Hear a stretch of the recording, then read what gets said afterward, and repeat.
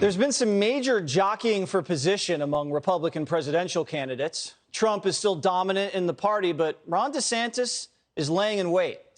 Elon Musk stirred things up when he said he'd vote for DeSantis if he ran against Biden in 2024. Trump didn't like that, and he's been going after him ever since.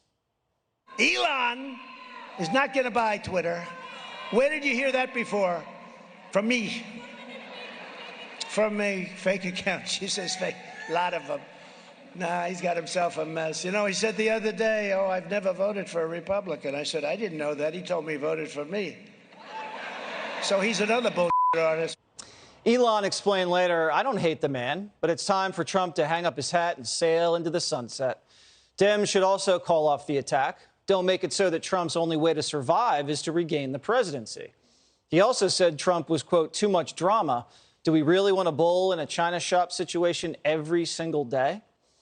We all know there is no way Trump was going to let that go. He said this, quote, when Elon Musk came to the White House asking me for help on all his many subsidized projects, whether it's electric cars that don't drive long enough, driverless cars that crash, or rocket ships to nowhere, without which subsidies he'd be worthless, and telling me how he was a big Trump fan and Republican, I could have said, drop to your knees and beg, and he would have done it. Ouch. But on the other side of the aisle, very interesting development while Joe Biden's overseas. Our cameras caught Gavin Newsom sliding through the back entrance into the White House today. How you feeling? Did you fly in yesterday? We did, yeah. You bounce around? Yeah. How's this look? See you in a bit. Okay.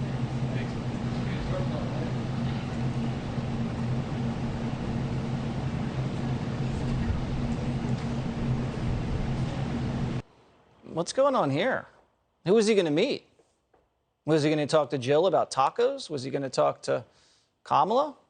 We don't know. We know who you're going to talk to now, Senator Lindsey Graham, a House Judiciary Committee member. Now, let's start with the Trump-Elon thing. You are Primetime's Trump whisperer. You will interpret what's going on for us in Trump world. Tell me what's going on with this Musk situation.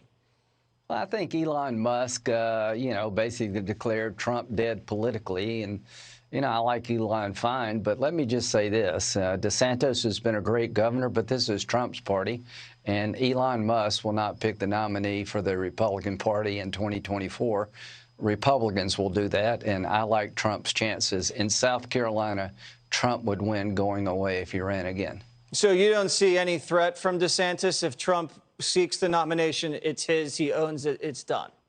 Well, you never say that in politics. I like Ron DeSantis, but I know what I'm getting with Trump, the good and the bad and everything in between. Trump sounds pretty good to me right now. Look, Gavin Newsom may be the only guy that Biden's willing to deport. Look at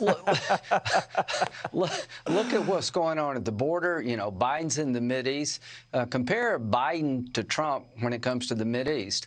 Biden's begging the Iranians to get back in a deal that's terrible for the Israelis and the Arabs. Biden is going to go to East Jerusalem to undercut the Trump policy of making Jerusalem the undivided capital of Israel. I've never seen a president tour the Mideast in a more weakened condition than President Biden, and I say that with sadness. Trump looks pretty damn good to me when you look at the issues we're facing as a nation and as a world. Okay, so he's touring the Mideast. He's probably not going to bow to the Saudi king. He's maybe fist bump because he doesn't want to shake hands and catch anything. But right. Do you think he's even aware that his stalking horse, Gavin Newsom, is inside the White House measuring the drapes while he's away? I don't know. I mean, I don't want to say what he's aware of and what's not. That's a very complicated situation. But I will say this, that the Democratic Party in large numbers wants to move on from Biden. The Republican Party substantially supports President Trump.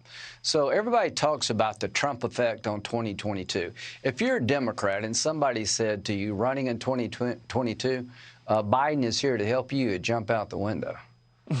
No one wants him in their district, that's for sure. Will Trump be going around the country to help Republicans turn out for the midterms? Yeah, see, I talked to the president a couple of days ago. He's really sort of heartbroken about what's going on with the country.